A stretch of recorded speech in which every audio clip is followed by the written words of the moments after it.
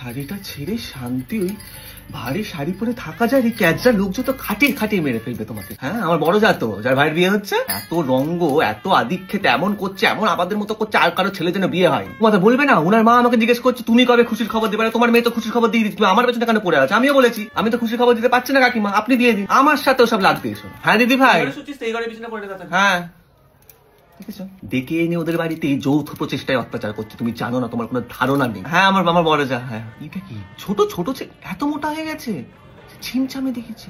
ঘিয়ের ডাব্বাটা আমি রান্নার জায়গায় রেখে দিয়েছি, ঠাকুরের ঘিয়ে। আবার এত দূর সম্পর্কের সম্পর্ক আমি এই জন্য আসতে চাই না, জানো তো? আমি এত খাটার কোনো মানে আছে? সংসারে 50টা টাকা দেওয়ার জন্য এদের হাত পা কাঁপে, আর এখানে ভাইয়ের বিয়ের জন্য ডিজাইনার শাড়ি কিনেছে। ওই বাড়ির তো বাড়ি করে, আমি যে এখানে দেখছি আমাকে বলছে না ছোট এটা পুরোনো শাড়ি, তুই খেয়াল করতে পারছিস না, এটা তো তুই আগেও দেখেছিস।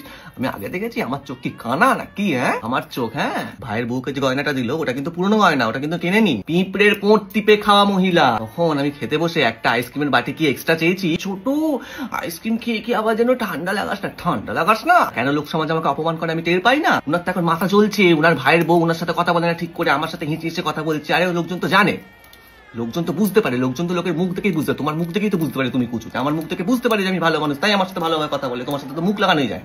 কিরে ছোট, হ্যাঁ দিদি ভাই, হ্যাঁ যাই, দেখাচ্ছ।